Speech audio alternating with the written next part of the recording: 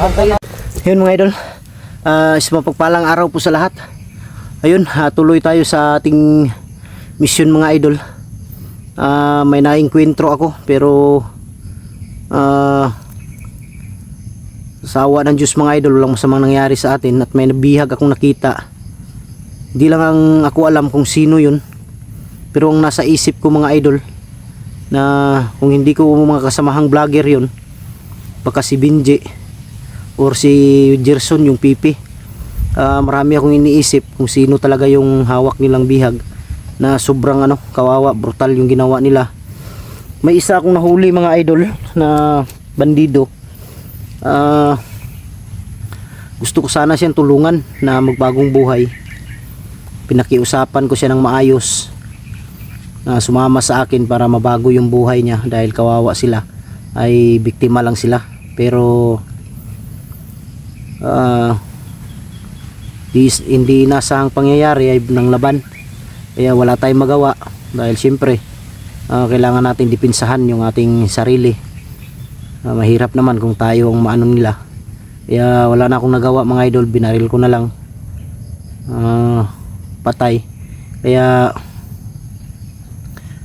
naawa din ako mga idol, lalong lalo na sa mga bandidong naging biktima nila ng walang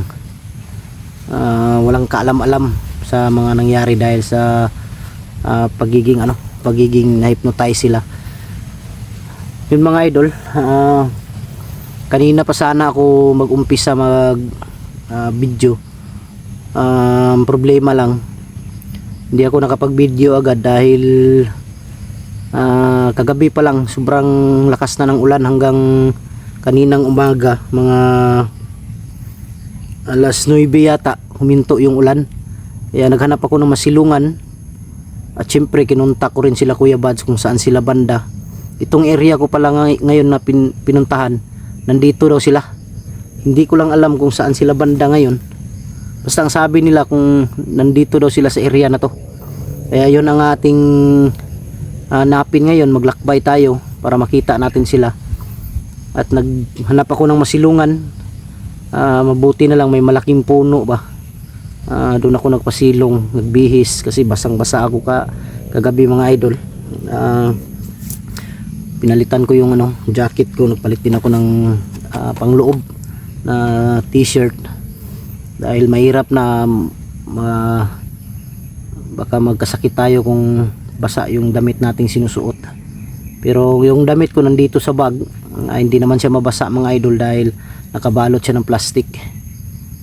Panigurado ba, pati yung power bank na dala ko, pinalot ko ng plastic para safety. At yun mga idol, ako'y magpapasalamat sa inyong lahat, sa inyong walang sawang pagsuporta mula noon hanggang ngayon. At mega love shoutout sa inyong lahat, sa lahat ng mga silent viewers, sa lahat ng mga OFW. Mega love shoutout sa inyong lahat mga idol, sa lahat ng kapwa ko guardians, mga bro, sis, sa lahat ng founder, mega love shoutout sa inyo. At sa lahat ng mga kapatid nating Muslim, mega love shoutout sa inyo sa ang sulok man ng mundo, Luzon, Visayas, Mindanao, sa lahat ng mga kung saan tayo may solid supporter. Mega love shoutout sa inyong lahat. Shoutout din kay Mary Grace Giberson ng Chicago, Tita Angelo is ng Hawaii, Tita LG ng Amerika, Tita Beronisi ng Italy, Ate Bibs Bernas ng LA, Ate Mel, shoutout sa iyo, Mila Chang, Mami Sky, Janice Alcalde, Merlin Bindiho,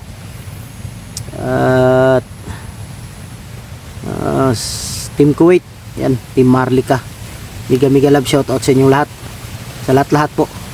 Pasensya na yung iba, hindi natin maano talaga, dahil mawala sa isip natin mga idol yung mga pangalan, siyempre sa dami din. Pasensya na kayo, basta ako'y nagpapasalamat sa inyo, sa inyong patuloy na pagsuporta sa munti kong channel mga idol. Doon ako galing mga idol, doon sa diyan sa unahan, may diyan, may street nito, may malaking diyan sa unahan, may malaking puno. Doon ako nagpasilong para hindi tayo basta-basta mabasa ng yung ulan. Mahirap matulog dito mga idol, lalo na kung mahirap matulog dito sa bundok pag umuulan. Pero wala tayong magawa mga idol, tuloy tayo dahil ito yung mission natin na kailangan natin gawin para makatulong.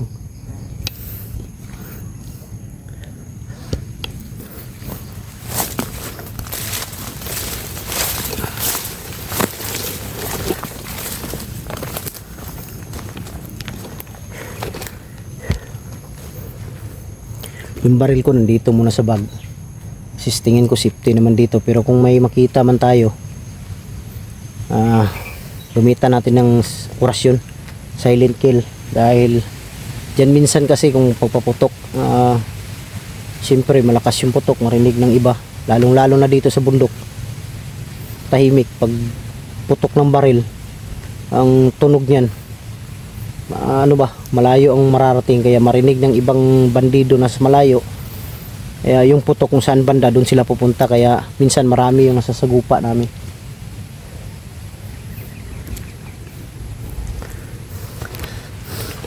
Dito lang siguro tayo dadaan. Diyan sana ako dadaan, pero dito na lang. Mamaya siguro mga idol, pag off cam ko, maghanap ako ng, kasi medyo mahina ang signal dito banda. Maghanap ako doon sa unahan ng may signal malakas, para tawagan ko ulit sila Kuya Bads kung saan sila banda dito.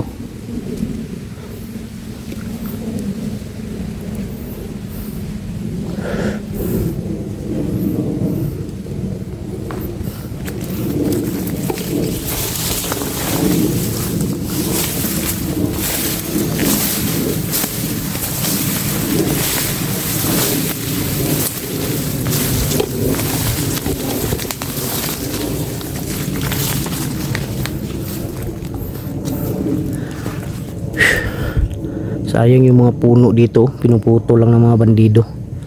Malaki na sana yung iba, mataas na. Problema lang, pinuputol nila, ginagawa nilang yung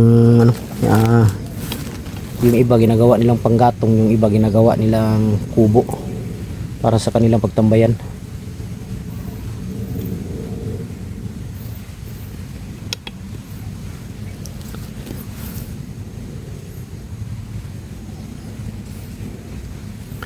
Di tayo pwede kumpiyansa nga tahimik dahil delikado. Masama talaga yung kutob ko mga idol, yun sa yung sa bihag ba na nakita ko. Sa isip ko talaga lagi si Benji.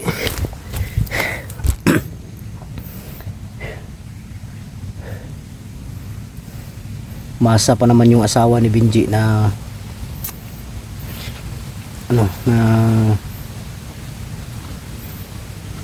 nakauwi na, nakapunta na sa akin o sa kanyang mga kapatid. Masa yun na maayos na karating, pero hindi ko alam kung anong update ngayon dahil hindi ko nakontak yung pamilya niya. Sigurado ako na nag-aalala yun. Maliit pa naman yung mga anak ni Benji. Pangarap niya maging isang vlogger dahil gusto niyang matustusan ba yung may taguyod yung pamilya niya sa hirap ng buhay. Sabi ko sa kanya, kahit hindi gaano kalakihan yung kinikita natin sa pagbablog, ang importante dyan mabuhay natin yung pamilya natin, mapakain natin sila 3 beses sa isang araw. Di bali na yung di masasarap yung pagkain, yung ulam. Ang importante may laman yung tiyan natin. Ang importante dyan may bigas tayo, dahil yung ulam madali lang yung hanapin. Ang importante talaga bigas, dahil lalong lalo na ngayon sa sobrang mahal ng bigas ngayon. 100 pesos mo, pang 1 kilo lang yung mabili mo. Kaya mahirap. Kaya sabi ko sa kanya na mag vlog ka, pero ngayon ito pa yung nangyari. Pero hindi ako susuko mga idol. Hindi ako yung tao na hindi sumusuko sa laban, na hindi ko na kakamit yung tagumpay. Hindi Hindi ako susuko hanggat hindi magiging mission accomplished yung yung ginagawa ko. Kahit mag-isa lang ako mga idol, kakayanin ko.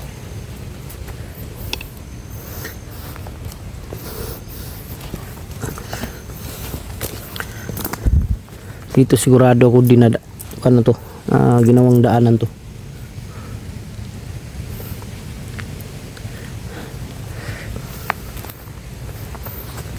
Yan o. Ibig sabihin may tumambay dito.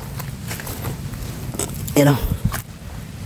May kaha ng sigarilyo, ibig sabihin hindi naman pwedeng darating dito yung kaha ng sigarilyo na walang tao dito, na walang tumambay dito. Meron talaga.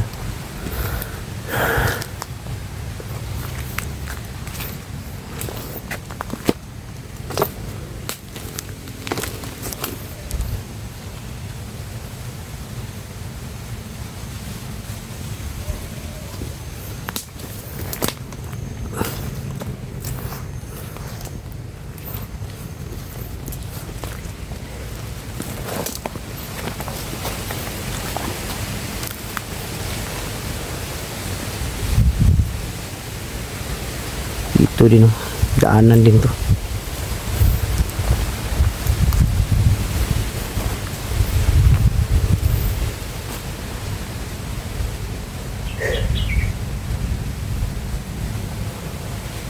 May marinig lang ako mga sigawan ngayon. Sigurado ko sila bads yan or putukan man lang.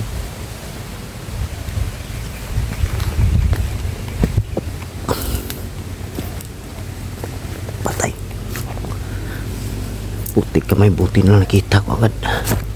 Ayun o.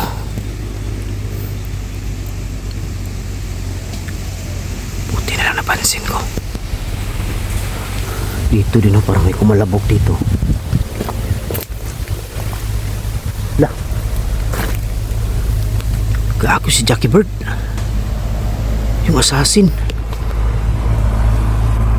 Patay. Assassin to.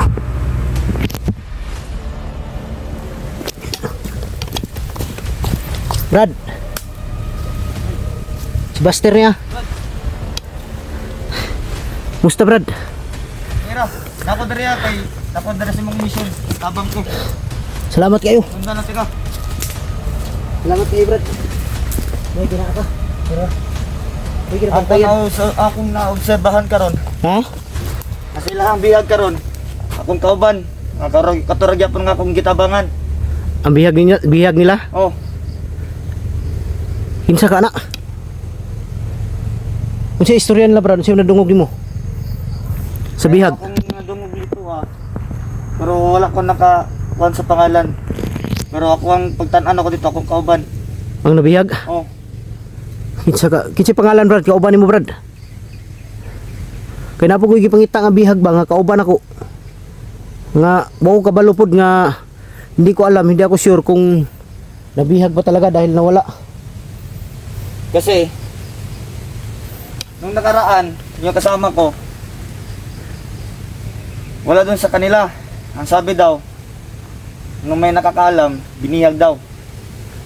Tapos sa pagpiano ko, pagtingin ko, kasama ko. Baka yung bihag na nakita ko, mga idol, baka yun ang kasamahan niya. Na na hinahanap niya. Abuti Brad, dumating ka Brad. Oh. Maraming salamat sa iyo. Yan nga, sinundan kita para makatulong ako sa mission mo. Salamat, magtulungan tayo Brad sa misyon na ginagawa natin. Walang problema yan. Para alam ko naman na hindi ka sasama sa akin ngayon dahil may sarili kang gagawin, may sarili kang misyon. Tanging hiling ko lang Brad na sana pag oras ng kagipitan bigla kang darating para makatulong ka rin. Walang problema Brad. Maraming salamat talaga, buti na lang nakita ko yan kanina buti na lang napatay mo. Dito pala siya galing mga idol Kanina mo pa yan nakita Brad? Oo. Sinusundan mo yan? Oo. Sinusundan pala dyan mga idol. Ito yung mga kasama nila, yung biniyag yung kasama ko. Ito yung mga kasama nila. Sobrang dami nila So ibig sabihin Brad, hindi lang siya ang nandito ngayon, marami sila. Dami sila. Putik kamay. Nagkalat sila eh. Nagkalat sila lahat.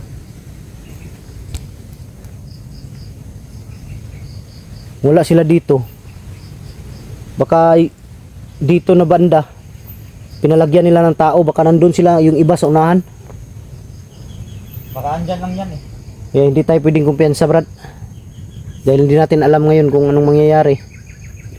Dahil may mga kasamahan din ako ng mga vlogger na nandito na daw. Nakausap ko sila sa cellphone. Sige, huwag kang mag-alala. Kahit Basta kung makita mo, Brad, kung makita mo sila, pagbigay alam mo sa akin para malaman ko. Sige, sige Brad, sige Brad. Ha? Salamat, Brad. Sige Brad, thank you Brad. Oh. Salamat. Oh. Putik kamay. Biglang sumulpot si assassin. Si Jackie Bird.